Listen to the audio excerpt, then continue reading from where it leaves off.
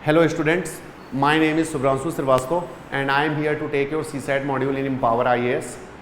I have uploaded many videos earlier also regarding the technique which we are going to follow.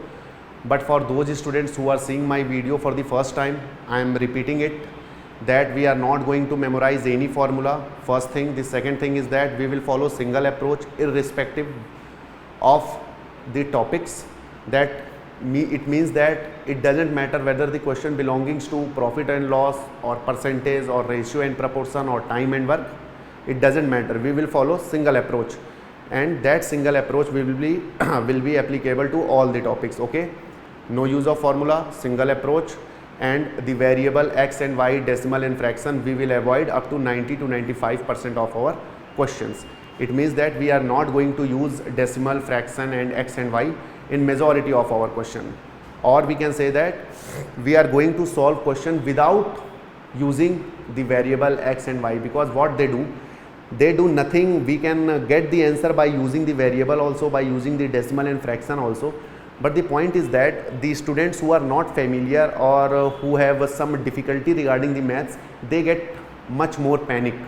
So for increasing their comfortable level, I am going to avoid the fraction, decimal and variables. Okay, and formula no need at all. Okay, so let's proceed to the question, how we are approaching the question.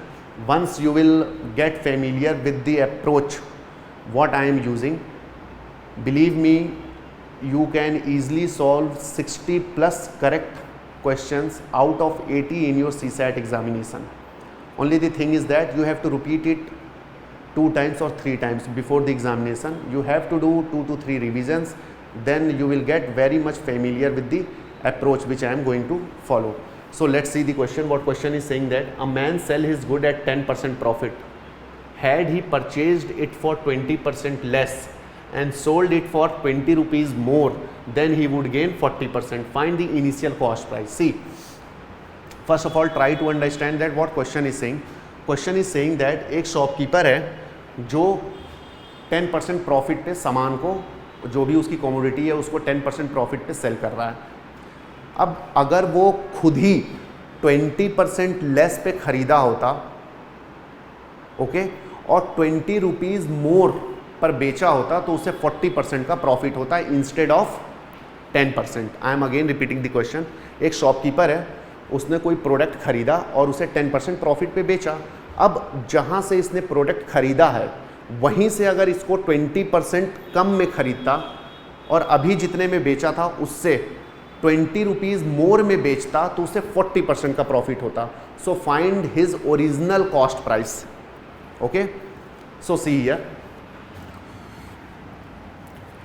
Original और initial. So let initial cost price is 100. अब उसे profit कितना हो रहा है? 10% का plus 10%. इसका मतलब वो बेचा कितने में है? 110 में. It is clear.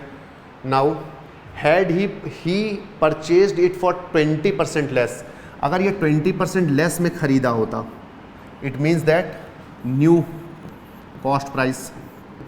Earlier he purchased at 100 rupees, but now if he purchased at 20% less, it means that 20% less, it means that at how much he has purchased. In this scenario he purchased at 80 unit. Earlier 100 unit में खरीदा, 10% profit पे बेचा, इसका मतलब 110 में ही sold. अब बोला जा रहा है कि इंस्टेड ऑफ 100 रुपीज़ अगर ये 20% और कम में खरीदता, इट मीन्स दैट 80 रुपीज़ और 80 यूनिट, और इसे 20 रुपीज़ एक्स्ट्रा में बेचता, तो उसे 40% का प्रॉफिट होता. सो कितने में बेचा वो? 40% के प्रॉफिट में. सो 40% ऑफ 80 कितना हुआ? 40 upon 100 into 80, 32. It means that 80 का खरीदा और 40% प्रॉफिट में बेचा. It means that 80 plus 32 is 112. Okay, so now once again understand, 100 rupees में उसने ख़रीदा और 10% प्रॉफिट पे बेच दिया, मतलब 110।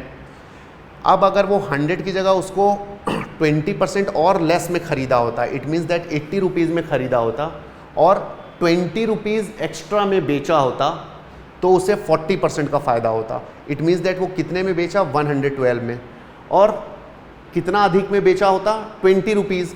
इट मीन्स दैट पहले 110 में बेच रहा था और अभी 112 में बेच रहा है, मतलब कितना अधिक,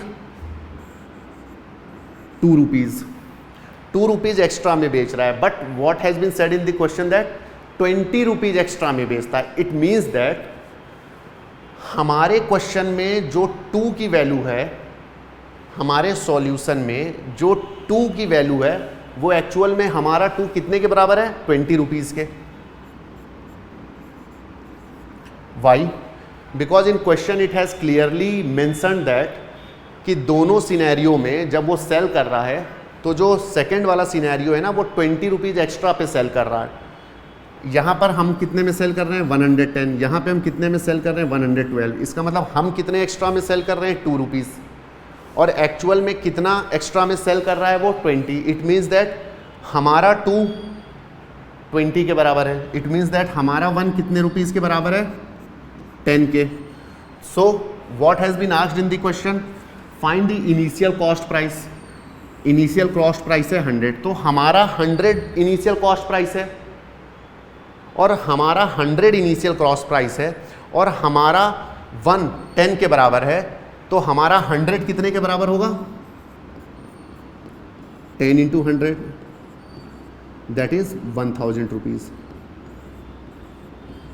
so answer is 1000। Okay, answer is 1000. So see, this is the approach which we are going to follow. Okay, I think that everybody is comfortable. अगर किसी को समझ में नहीं आया है, then again see my this video again and in detail we will discuss in the entire lecture. Okay, thank you, and for the time being, best of luck. Hope good for your studies. Thank you.